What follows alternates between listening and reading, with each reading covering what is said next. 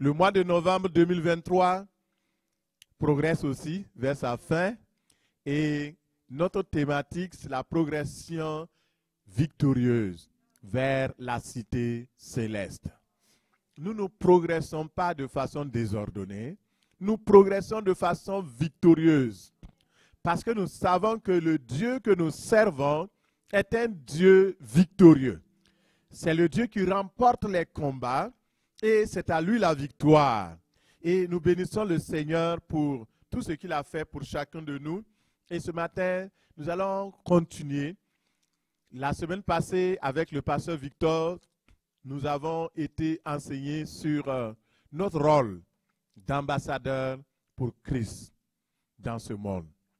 Nous sommes similaires à un ambassadeur, à une personne qui a été envoyée dans un pays étranger, qui travaille pour son pays dans un autre pays.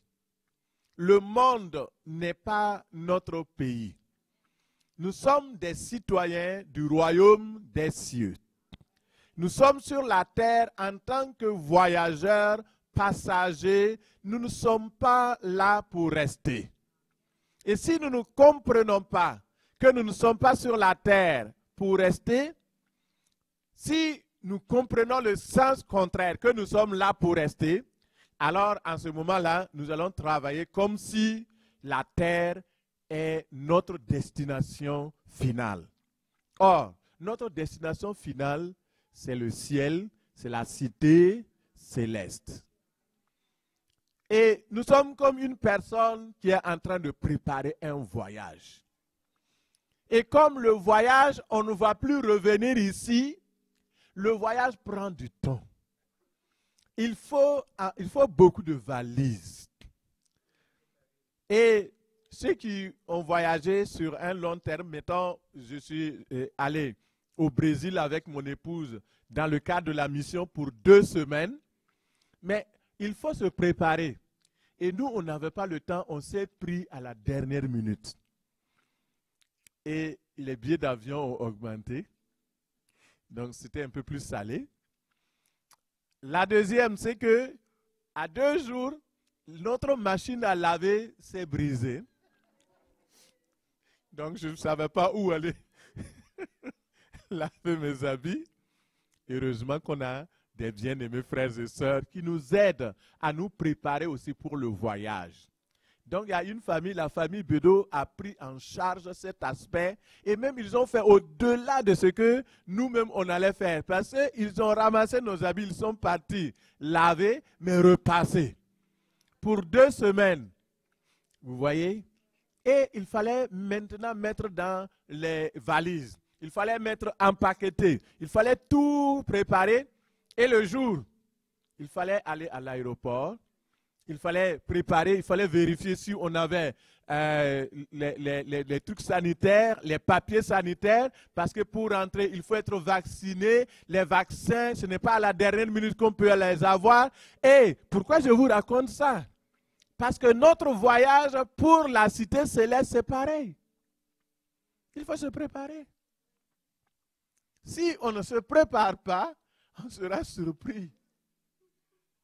Dans le dernier jour, on se lève. Ah, c'est aujourd'hui, Jésus. Il peut manquer beaucoup de choses, telles que l'huile. Il faut préparer, il faut se préparer. Nous devons être conscients que nous devons nous préparer. Ce n'est pas à la dernière minute qu'il faut se hâter. Et aujourd'hui, nous allons continuer de bâtir sur ce que le pasteur Victor a donc enseigné. Et nous allons continuer de persévérer. Aujourd'hui, le thème, c'est « Préparez-vous, l'avènement du Seigneur est proche ». Préparez-vous.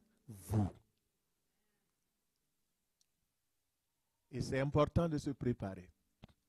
Et je suis là pour vous aider à vous préparer. Je suis comme, naturellement, j'ai dit que la famille Bedeau m'a aidé pour ma préparation. Pour le voyage au Brésil. C'est eux qui m'ont aidé. Et quand il s'agissait d'aller à l'aéroport, ils m'ont pris. On est partis ensemble avec mon épouse.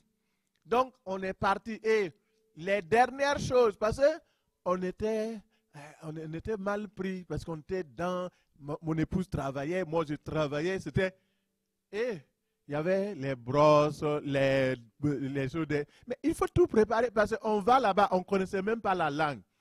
C'est dans l'avion que j'ai appris aux brigades. Parce qu'on... Mais il fallait tout prendre, parce que si on arrive, tu ne connais même pas un peu, on n'a pas eu le temps d'apprendre un peu le portugais. Et là, il fallait tout acheter. Et sur la route, on s'est arrêté, on a tout pris, et heureusement, on a quitté tout, et on a prié. On dit, Seigneur, pas d'embouteillage. Au nom de Jésus, toutes les autoroutes de Montréal, clean. Et effectivement, Dieu a exaucé notre prière. Imaginez. Donc, tous les détails, les petites choses. Et dans le voyage vers la cité céleste, il y a des petites choses auxquelles souvent on ne fait pas attention. Et c'est notre rôle de vous montrer comme un checklist pour que vous sachiez que, hop, il y a ça qui manque, il faut aller chercher. Il y a ça qui manque, comme ce que Jean-Pierre disait tantôt, il y a de l'huile qui manque, il faut acheter. Il y a la consécration qui manque.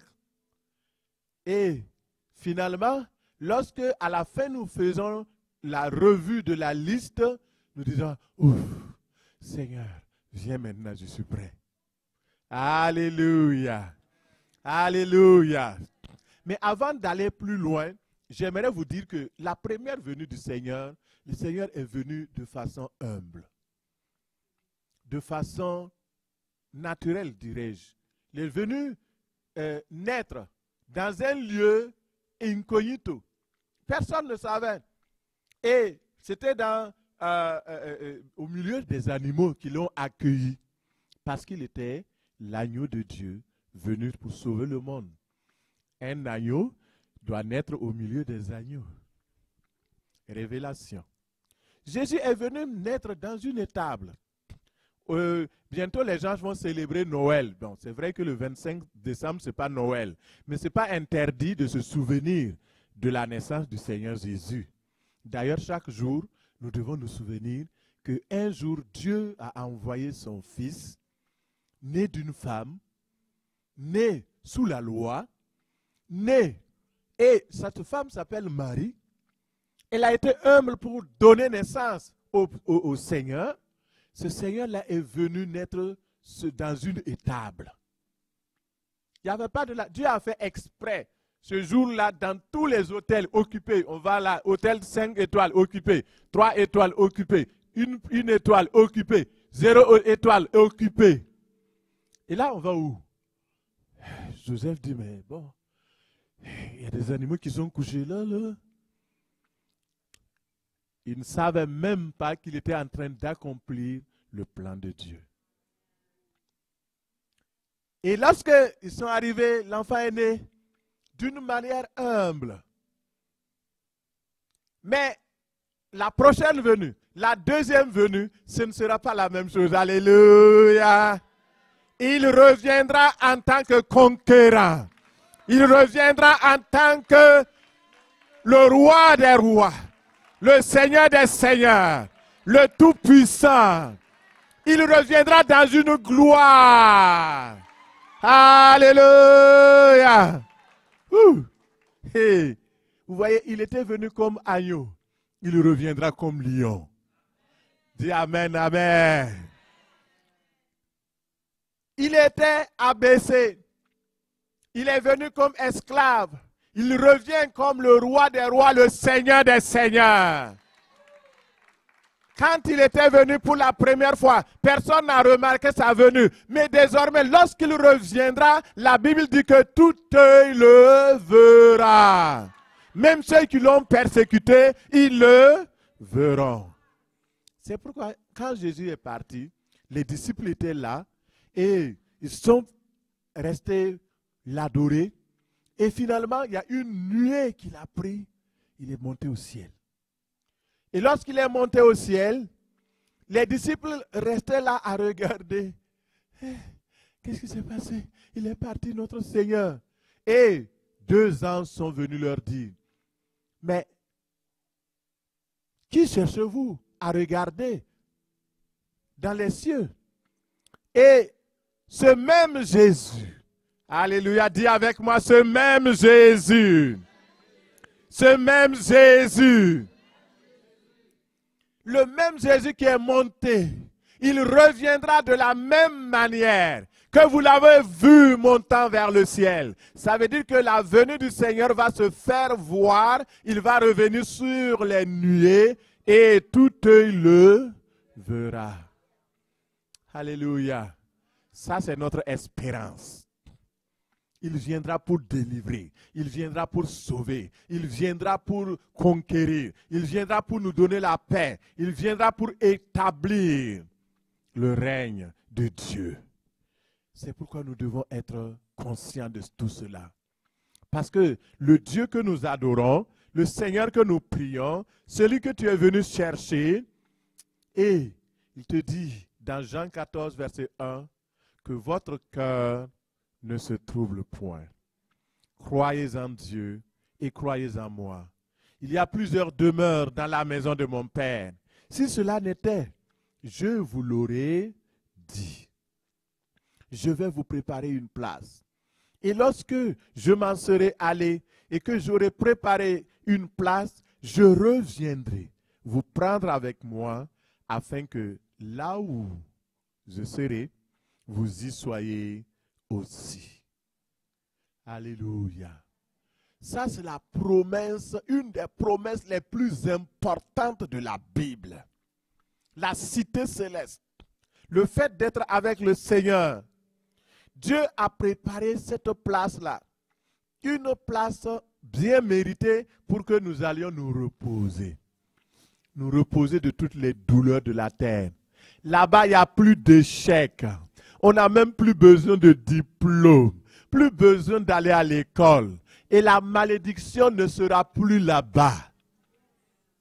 Tous ceux qui maudissent ne seront plus là. Il n'y a que la bénédiction. Plus de maladie, plus de souffrance. Parce que le Seigneur lui-même sera avec nous.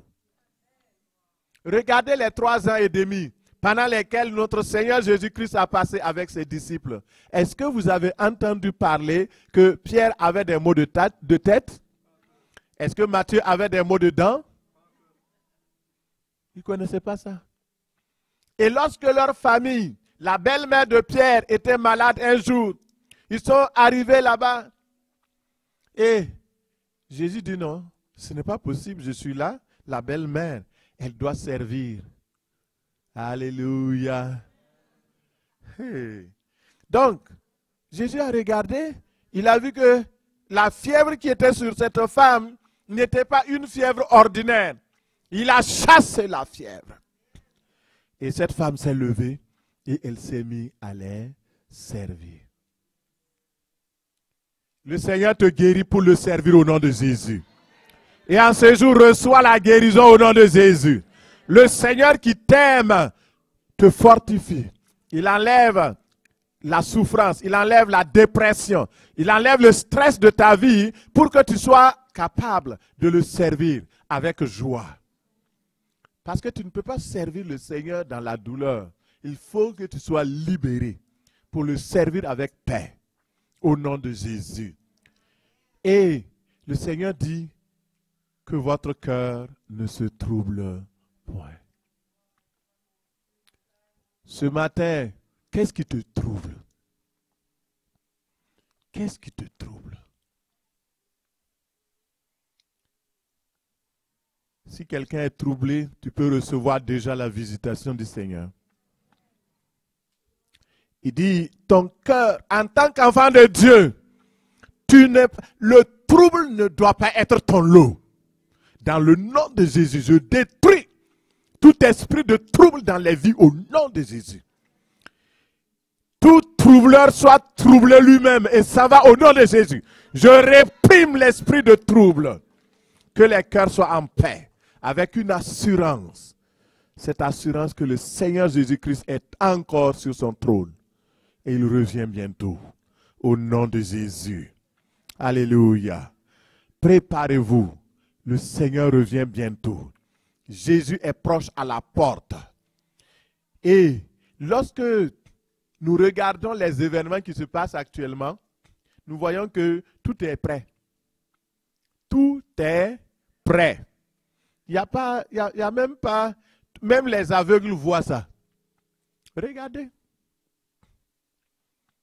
Tout est prêt. Je lisais un article avant-hier et dans cet article, ils sont en train de faire de la promotion et d'envisager donc des mariages entre des hommes et des femmes avec des poupées sexuelles. Je ne sais pas si vous connaissez, actuellement avec l'intelligence artificielle, le développement des technologies, ils ont fabriqué des femmes, ils ont fabriqué des hommes, et maintenant, donc, de telle sorte qu'un jour, donc déjà on imagine que d'ici là, alors quelqu'un va aller acheter une poupée, femme ou homme, ou n'importe quoi, et ils vont célébrer des mariages avec.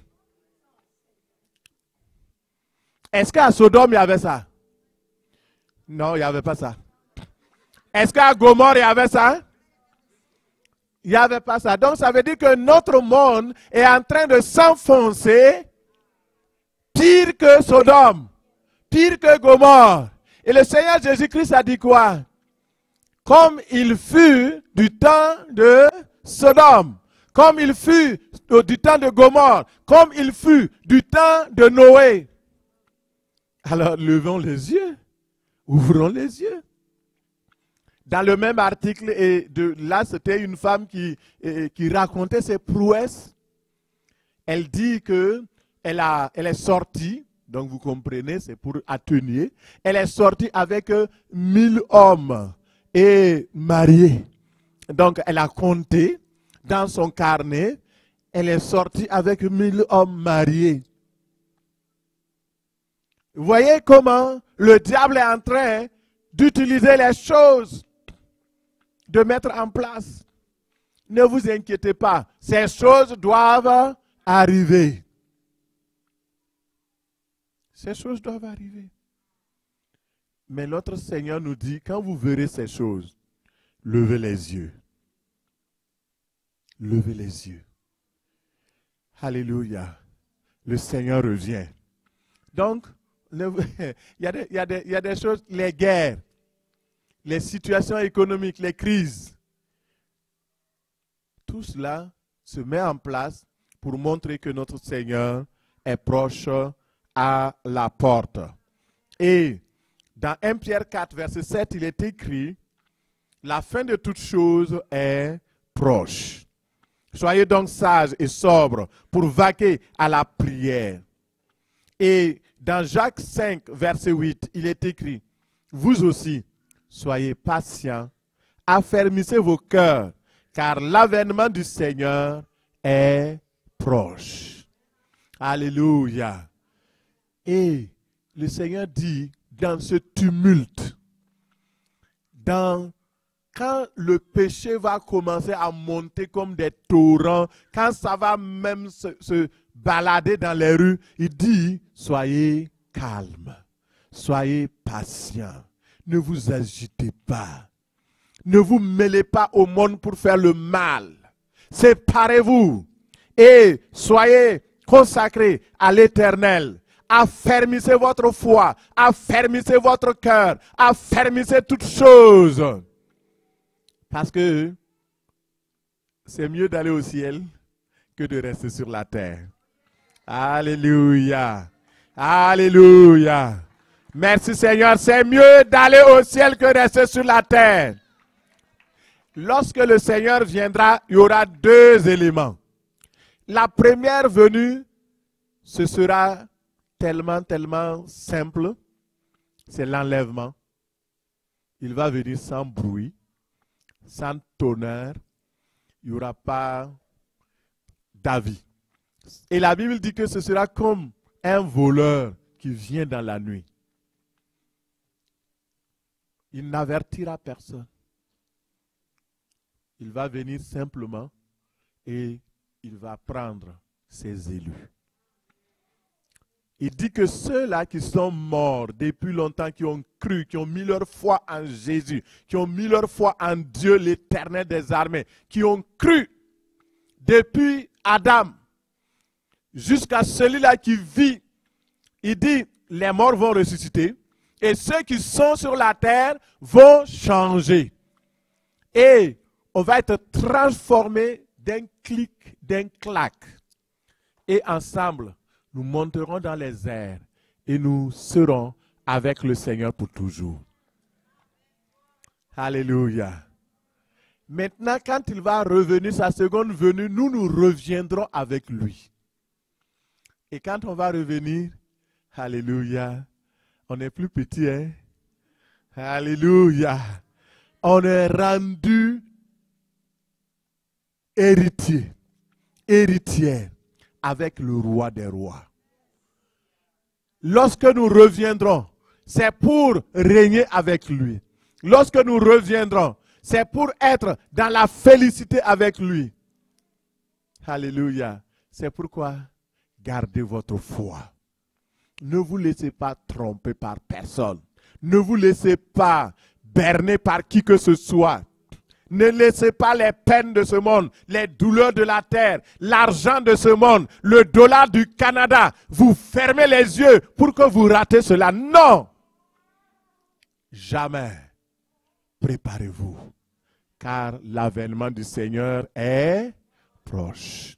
Alors, je vais vous aider à vous préparer ce matin. Et donc, notre préparation va être simple. Ouvrons nos Bibles dans Matthieu 25, 14. Je vais lire avec vous. Matthieu 25 et le verset 14.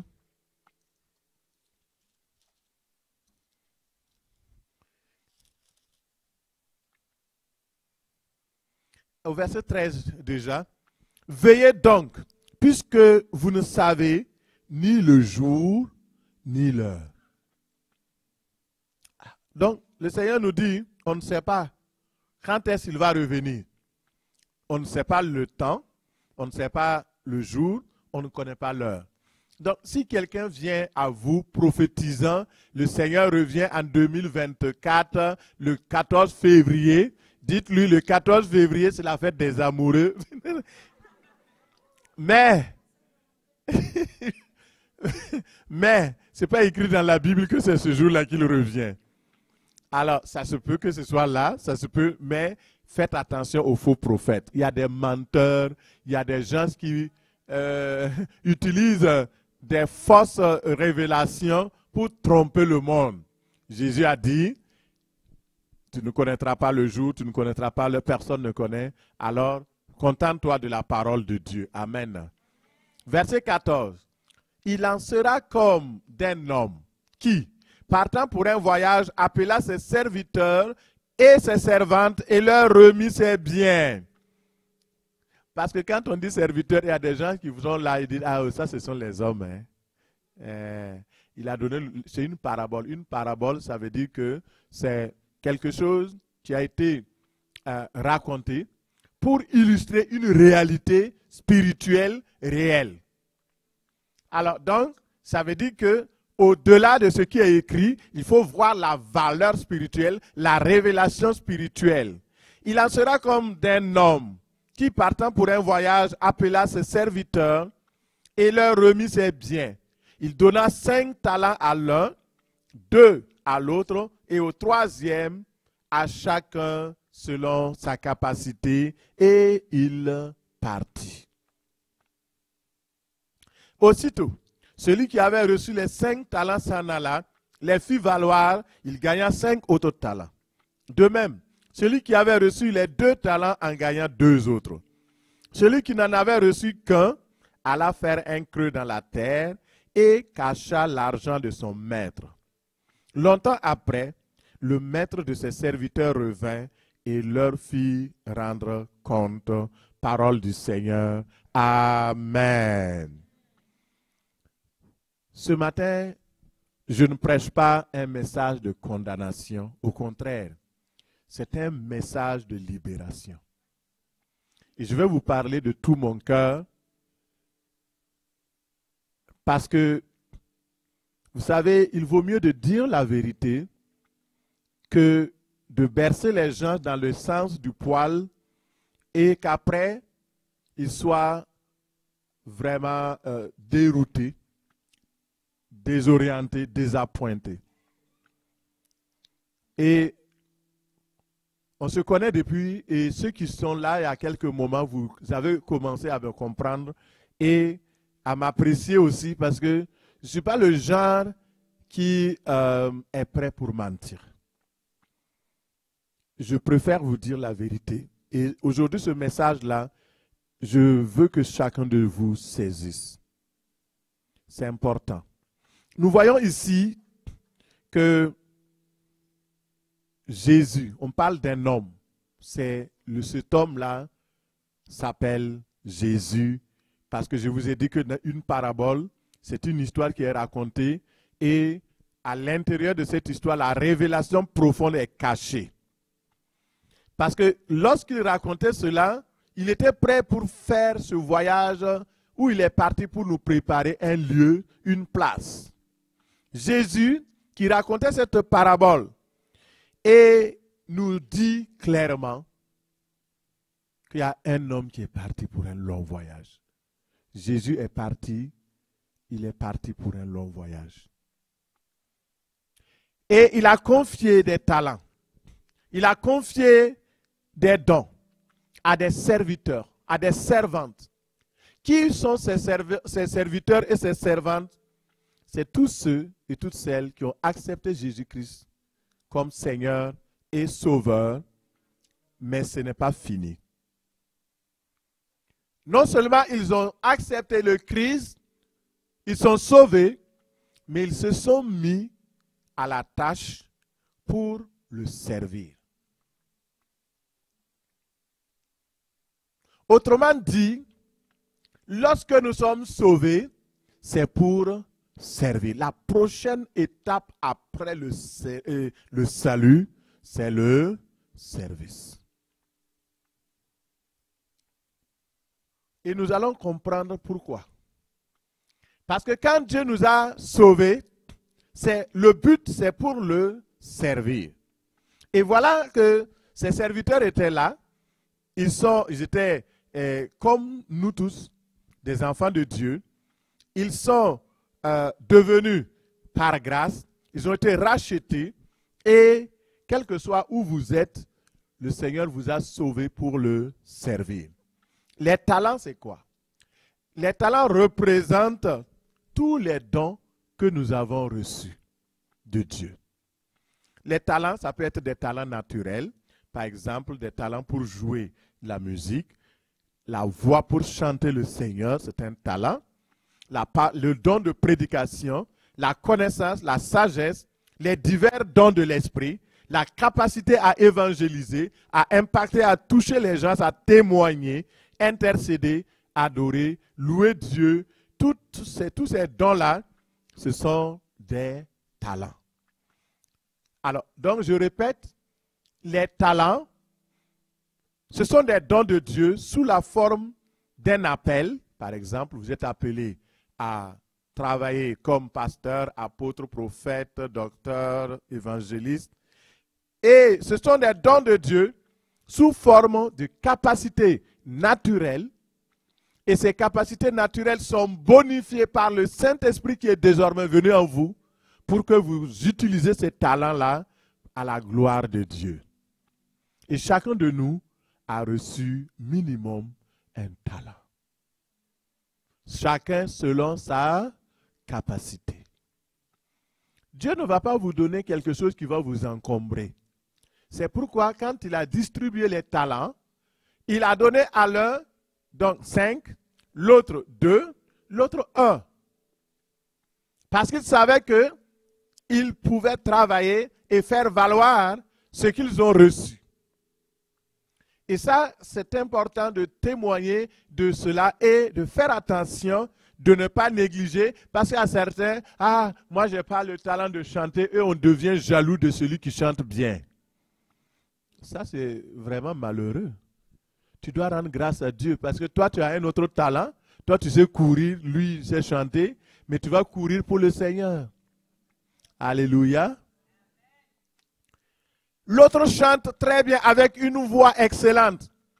Mais toi, tu sais très bien plier le genou et intercéder pendant 1 heure. C'est un talent. L'autre chante bien, mais pour prier 5 minutes, c'est trop. Je ne dis pas qu'il y a un don de prière, il faut se lever. Tout le monde doit pouvoir prier. Mais il y a des intercesseurs, quand ils commencent à prier là 5 heures, ils n'attendent pas. Ils sont toujours en train de prier. Voilà, ça c'est un don. Alléluia. Et chacun a la responsabilité de faire valoir le don. Une chose est d'avoir reçu un don. Une autre chose est de faire valoir ce don, c'est-à-dire fructifier. Faire de sorte que ce don progresse, que ce don se développe et que on puisse présenter à Dieu quelque chose.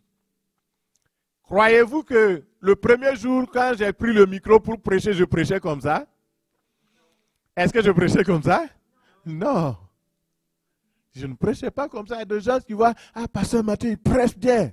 Mais si tu sais comment j'ai commencé, et les gens ont peur. Est-ce que moi aussi je vais pouvoir prêcher comme ça? Oui, tu vas pouvoir prêcher plus que cela si simplement tu te mets entre les mains du Seigneur et tu dis, voici le don que tu m'as donné, aide-moi à le déployer, à le développer. C'est simple. Et tu te laisses humble devant le Seigneur.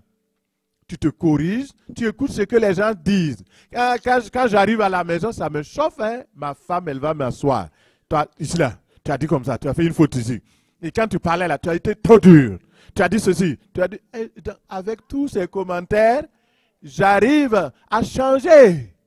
Il y a des gens qui ne savent pas. Voilà. Il faut se corriger. Et même les gens qui nous critiquent, il y a des gens qui envoient des messages. Tu as fait ceci, tu as fait cela. Moi, je dis merci beaucoup pour avoir donc répondu. Souvent même, c'est méchant. Mais je tiens compte. Parce que je veux exceller. Je veux faire valoir ce que le Seigneur m'a donné. Je ne prends pas pour acquis que je connais tout. Je ne prends pas pour acquis que, oui, tout est beau, tout est rose. Et je n'aime pas, même quand sur place, quand quelqu'un me fait des remontrances, je ne suis pas content. Ça ne veut pas dire que je ne vais pas tenir compte. Je préfère même ceux qui me critiquent que ceux qui viennent à c'était un message excellent, vraiment, c'était là, c'était bon, nanana, et ils vont aller à la maison. Tu vois, le pasteur, il commence à prendre, il commence à devenir orgueilleux, tu vois, des hypocrites.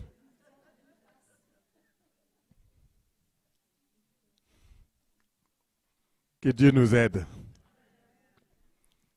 Il y a eu un moment, quand je prêchais ici, il y a des gens qui vont dans les familles, dans les petits groupes, là, commencent à dire, pourquoi il a dit ça? Mais pourquoi il a dit ça? Ce n'est pas ton ministère. Ministère de critique, de diffamation et de commérage. Ce n'est pas écrit dans ma Bible. Si tu vas, le pasteur de la prêché aujourd'hui, là, on dirait qu'il y avait une petite colère qui montait. Seigneur, au nom de Jésus, Seigneur, protège-le, protège son âme, protège son esprit. Fais de sorte que dimanche prochain, quand il va venir, il soit plus doux, plus calme et gentil pour nous présenter le message. Ça c'est un ministère.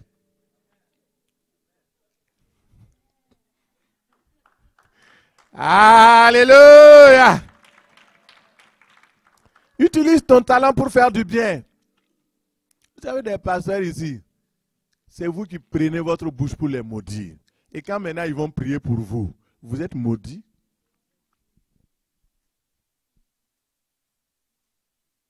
Le talent que tu as, tu dois faire valoir cela. Au nom de Jésus.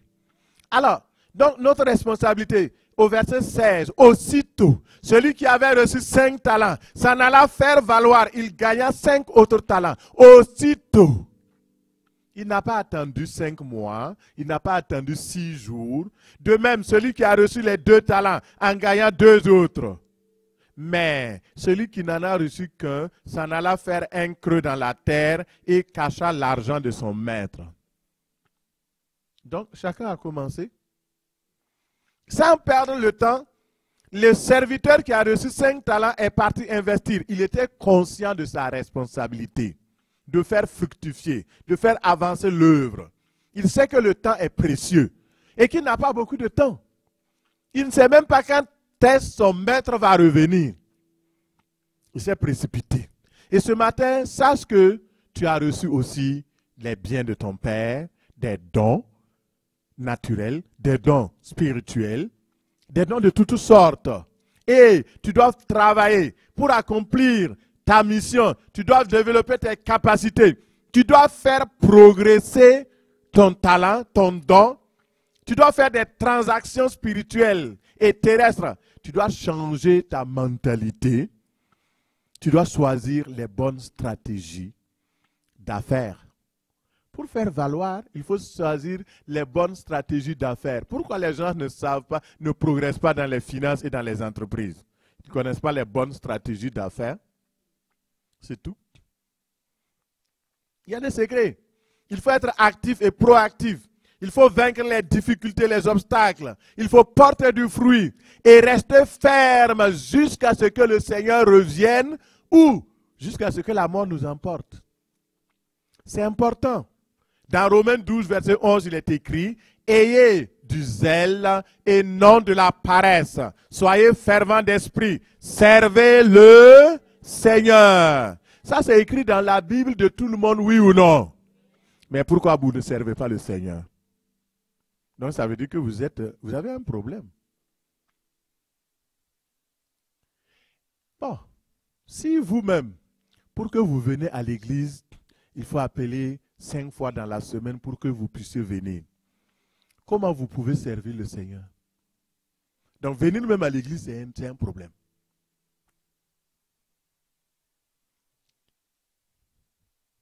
Je vais vous dire, c'est important de savoir que venir à l'église, c'est bien. La communion fraternelle, c'est bien. Mais le premier but de Dieu, ce n'est pas la communion fraternelle.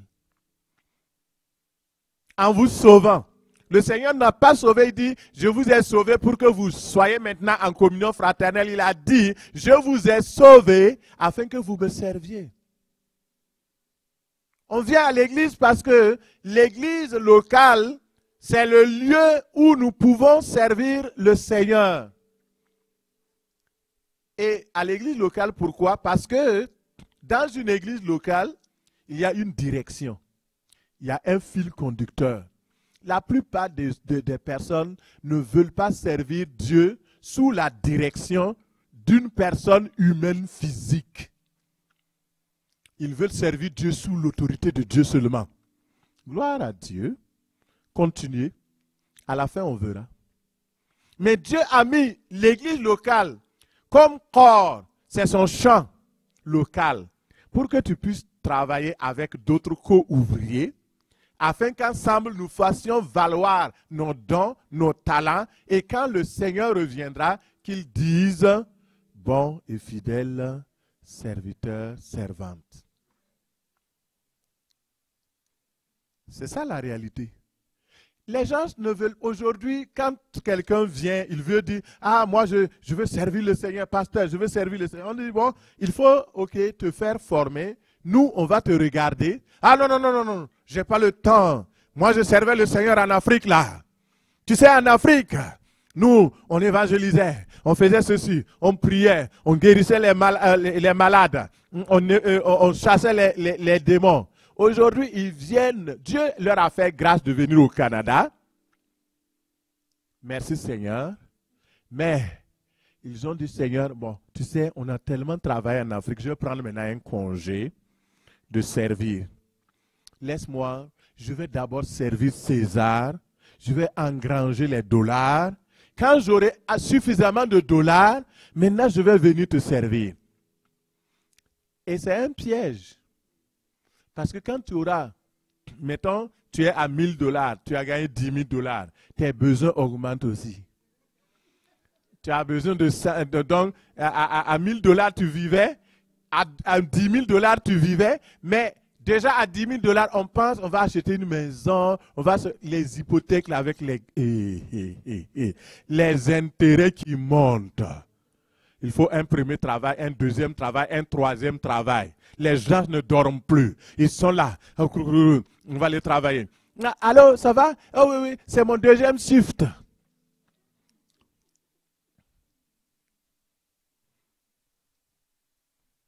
Quelque chose que je veux vous dire, le diable est très malin. Il n'a pas pu empêcher que vous soyez sauvés. Il n'a pas pu empêcher que vous croyiez au Seigneur Jésus. Il vous empêchera de servir le Seigneur. Si vous ne prenez garde. Parce qu'il sait, et nous allons le voir. Je ne suis pas pressé pour ce message d'aujourd'hui.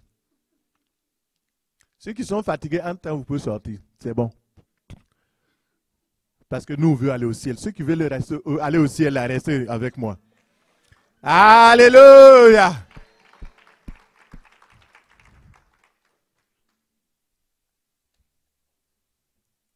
Le dernier serviteur, là, lui, il a dit, bon, ok, c'est bon, le maître nous a donné ça, mais on va regarder. Et ce matin, Dieu t'a donné un talent. Ne regarde pas l'entourage, ne regarde pas aux autres. C'est à toi que le talent a été donné. Ne regarde pas à ta femme.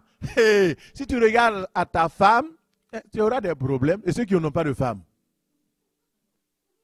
Ne regarde pas à ton mari.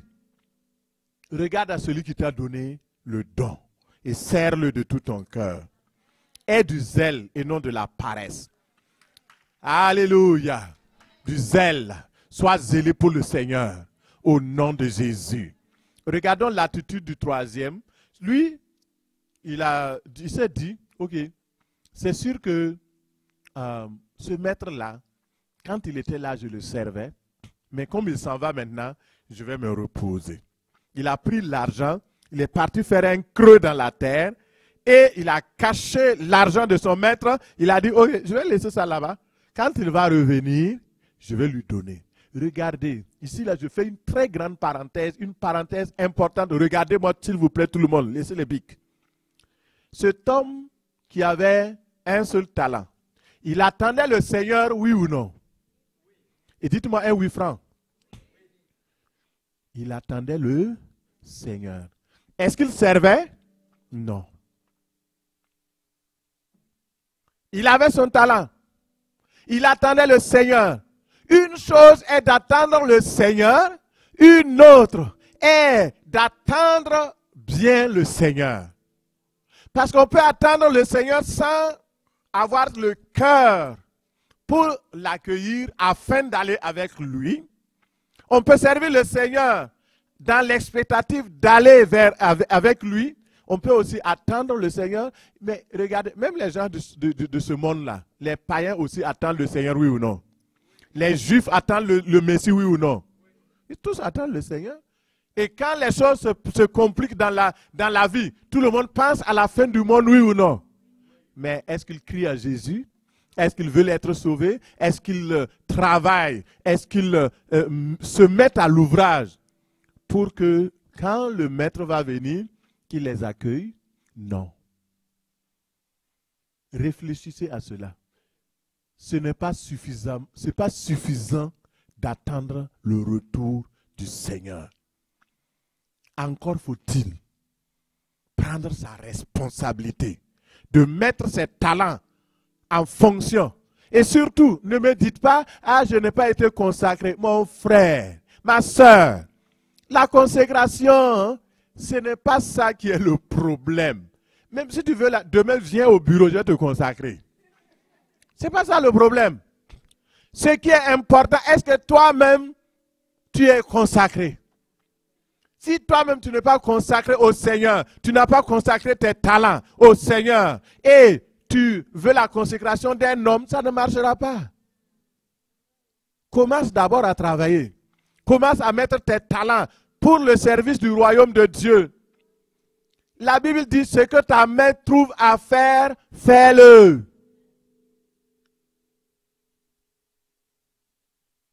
Et puis, il y a certains qui viennent me dire, ah, c'est difficile d'intégrer, c'est difficile de travailler. Ce n'est pas vrai, c'est du mensonge. Si vous avez de la difficulté pour vous intégrer dans les groupes et les départements, et qu'il y a des gens qui vous mettent des bâtons dans les roues, que ce soit les chefs de département, des pasteurs de cette église, venez me voir directement. Vous connaissez mon numéro, vous avez mon adresse, on peut se parler.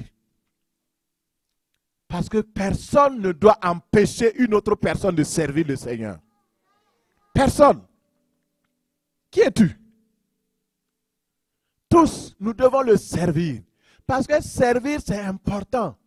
Cet homme-là, il a pris son talent. Il a dit, d'abord, ce monsieur-là, il est méchant. Il ramasse là où il n'a pas déposé. Il récolte là où il n'a pas semé. Il fait ceci. Donc, dans son cœur, il était déjà méchant. Il était paresseux. Il avait peur d'échouer. Et c'est ça le problème. Le frère en question, c'était un frère. Il n'était pas, c'était pas un païen parce qu'il servait déjà. On dit que c'est un serviteur.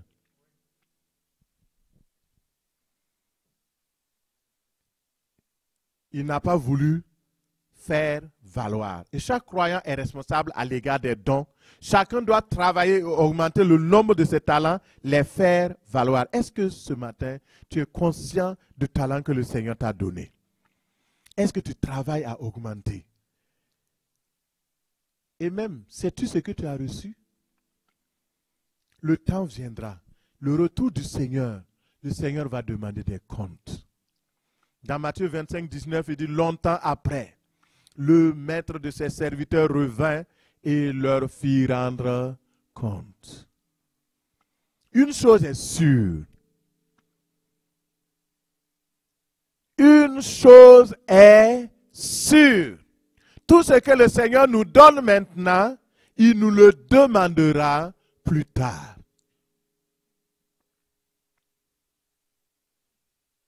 Si j'étais un YouTuber ou un TikToker, j'allais prendre cet élément-là pour poster.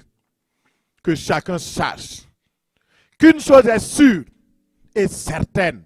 Ce que le Seigneur t'a confié aujourd'hui, il te le redemandera plus tard. Veux pas. Il va te le demander. Il s'attend à ce que tu travailles sans relâche pour que ce qu'il t'a confié, tu puisses l'utiliser pour faire avancer le royaume de Dieu. C'est important. Dans Romains 14, 12, il est dit, ainsi chacun rendra compte à Dieu pour lui-même. Pas pour ta femme. Tu ne vas pas rendre compte pour ta femme. Tu ne vas pas rendre compte pour tes enfants. Tu ne vas pas rendre compte pour ton oncle. Tu vas rendre compte pour toi-même. Qu'est-ce que tu as fait de tes talents? La question sera posée. Tu ne vas pas dire, ah, tu sais, Dieu, tu sais, dans l'église où je partais là, le pasteur ne permettait pas que je serve. Mais change d'église. Coudon.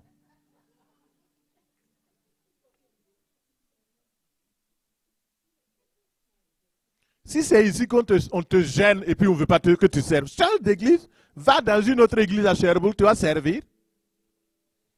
Maintenant, il faut savoir, est-ce que tu sers vraiment là-bas? Chacun rendra compte. L'heure des comptes va arriver. Et moi, je vous prêche là. J'ai peur de ce temps où on rendra compte. Et chaque fois, je me pose la question, est-ce que j'ai été à la hauteur? C'est ça. Est-ce que j'ai été à la hauteur? Je ne veux pas prêcher les autres et après, moi-même, je suis rejeté. Il y a un danger d'être rejeté, oui ou non? Et les gens ne comprennent pas. Regardons le méchant serviteur là. On va faire un rapport sur lui. Un rapport négatif. Donc, rapport positif d'abord. Regardons le côté positif d'abord. On va se consoler avec les rapports positifs. Matthieu 25, 20. Celui qui avait reçu les 5 talents s'approcha en apportant 5 autres talents. Et le Seigneur lui dit, et dit au Seigneur plutôt, Seigneur, tu m'avais remis 5 talents. Voici, j'en ai gagné 5. Oh, wow, gloire à Dieu. Celui qui avait reçu les 2 talents s'approcha et dit, Seigneur, tu m'avais remis 2 talents. Voici, j'en ai gagné 2 autres. Mais celui qui avait reçu un seul talent, il s'approche. Il dit, Seigneur, c'est ça, Seigneur, Seigneur. C'est pourquoi le Seigneur a dit, ce n'est pas tous ceux qui m'appellent Seigneur, Seigneur qui auront le royaume des cieux. Il est venu, Seigneur, comme les autres, Seigneur. Je savais que tu es un homme dur.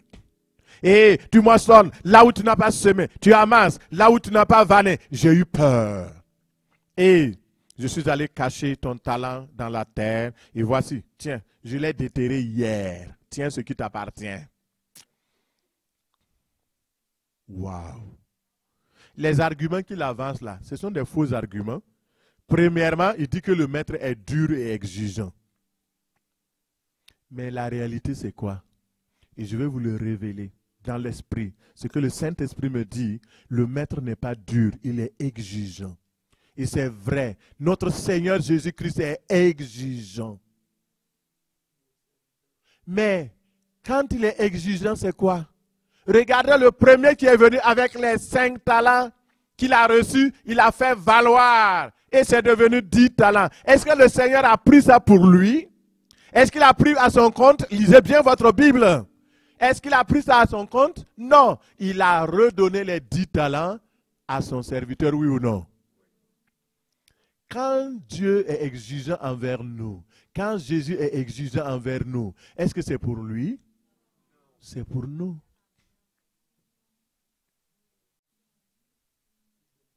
Il nous a donné les dons et il nous dit d'aller faire valoir. Ce n'est pas pour lui. Les talents nous reviennent. Ce que nous avons trouvé, non seulement le capital et les intérêts nous appartiennent.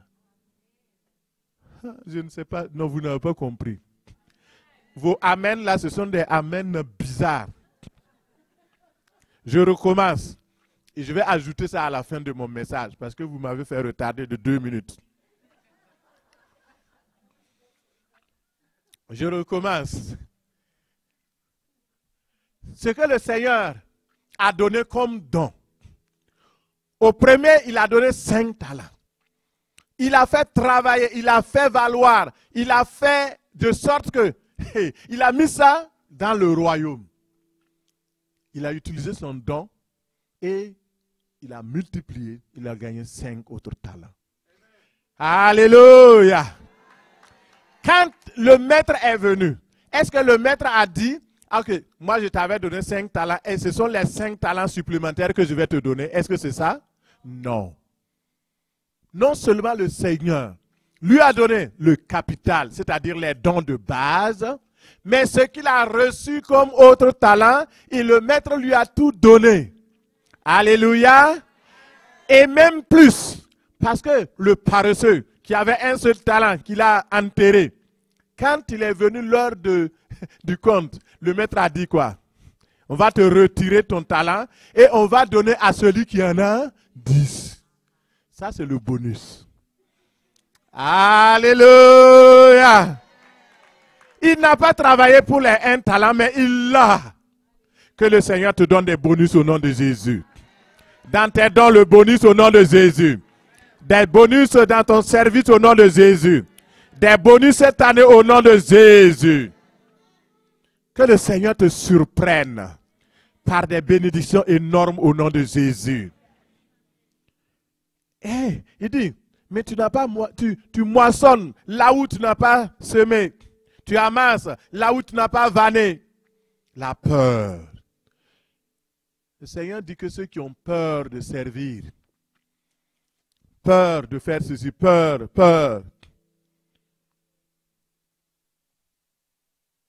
Et le jugement est venu. Premièrement, les autres, les 2, premier, deuxième, qu'est-ce qui est arrivé? Le Seigneur dit, bon et fidèle serviteur, entre dans la présence, dans la joie de ton maître, car tu as été fidèle en peu de choses, je te confierai beaucoup. Alléluia. Votre fidélité sera récompensée. Soyez fidèles jusqu'à la mort. Vous aurez la couronne de vie. Vous aurez la couronne de vie. La couronne de justice vous est réservée. Les serviteurs qui mettent leur talent en œuvre reçoivent les récompenses. Parce que vous serez récompensés. Par contre, celui qui a été paresseux et méchant, il y a aussi le salaire pour tout. Tout se paye. Et dans Matthieu 25, 26, son maître lui dit, serviteur méchant et paresseux. Qui veut entendre de lui ces paroles? Personne.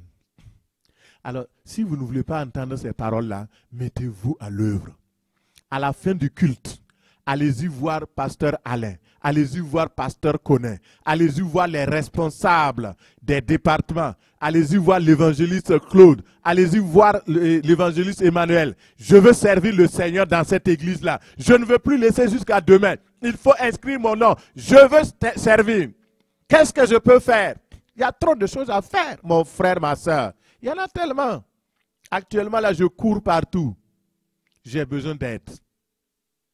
Il y a beaucoup de choses à faire. Et personne n'est de trop.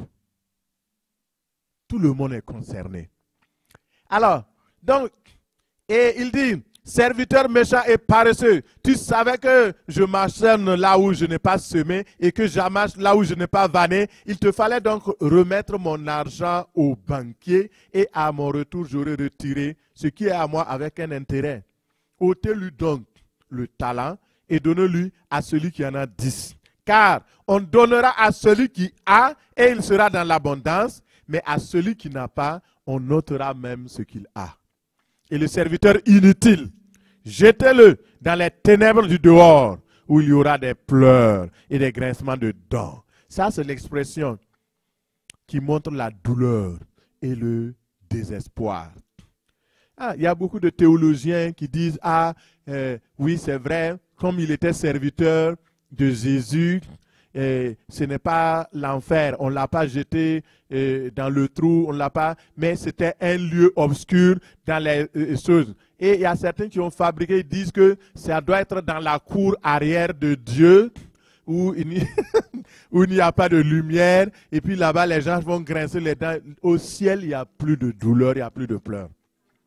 Et ta théologie n'annule pas la parole de Dieu. Si Jésus a dit qu'il a été jeté dehors, ok? Est-ce que toi tu veux même être jeté dehors? Voilà, donc si tu veux être dehors, continue de théologiser. Mais ceux qui veulent être dedans, travaille. Mets en valeur ton talent. C'est mieux. Les gens sont en train de discuter inutilement. Alors que le but de Dieu, c'est que nous mettons nos talents en œuvre. Frères et sœurs, c'est important. Et je vais terminer en vous exhortant, en vous posant simplement cette question. Es-tu à l'ouvrage? Que fais-tu de tes talents? Cette parole a été écrite pour notre bien. Pour nous qui sommes arrivés à la fin des siècles. Et les serviteurs représentent nous autres aujourd'hui. Actuellement, nous sommes rachetés, nous sommes sauvés, nous appartenons à Christ. Et maintenant, nous devons mettre nos talents au service du Seigneur. Parce que le Seigneur a confié à chacun de nous un talent. Fais donc fructifier. Ne laisse pas les choses de ce monde t'aveugler au point que tu ne serves pas le Seigneur. Regardez Philippe. Philippe avait commencé à servir le Seigneur simplement dans l'intercession. Il était parmi les 120 qui étaient dans la chambre haute. Et quand il s'est donné au Seigneur, il a reçu le Saint-Esprit. Il était rempli de Saint-Esprit et de force. Il avait un très bon témoignage du monde et de l'Église. Il avait un très bon témoignage de son entourage. Et un jour, on voulait chercher des diacres. Vous voyez? Ce n'est pas parce qu'on a consacré donc Philippe qu'il est rempli du Saint-Esprit. Non, on dit Philippe était déjà rempli du Saint-Esprit. Il était rempli des dons. Il avait, tous les dons étaient en lui. Et maintenant, il est devenu un diacre. Et pendant ce temps où il travaillait avec fidélité, avec confiance, le Saint-Esprit l'utilisait. Mais il y a eu une persécution. Et pendant cette persécution, Philippe s'est retrouvé en Samarie. Là, il n'y avait plus de vivres à distribuer. Il n'y avait plus de centres communautaires. Il n'y avait plus de sans-abri à prendre en charge. Qu'est-ce qu'il fait? Il dit, mais le but pour lequel je suis sauvé, c'est de servir. Mais je ne peux plus être diacre. Mais je peux témoigner de Christ. Et la Bible dit que Philippe prêcha Christ. Il a commencé à parler. Il y a un petit nombre qui s'est regroupé. Vous savez, Jésus est venu sur la terre pour sauver. Il est venu pour guérir. Il est venu pour délivrer. Et les gens ont commencé à dire, il dit, qui veut accepter Jésus? Il y a quelques mains timides qui se sont levées. Il n'a pas regardé ça. Jésus sauve. Est-ce qu'il y a quelqu'un qui veut être guéri? Les gens sont guéris. Et plus tard, une grande foule a commencé à venir. Est-ce qu'il avait fabriqué ses dons? Ses dons étaient déjà en lui. En fait, je veux dire à quelqu'un, les dons sont déjà en toi. Et souvent, nous ne sommes pas conscients. On croit que c'est les autres qui les ont. Or, c'est vous qui les avez. Ne laissez personne vous tromper. Ne laissez personne vous rabaisser. Ne laissez personne vous dire que vous êtes incapable. Ne laissez personne vous tromper pour vous dire que vous ne pouvez pas. Oui, tu peux.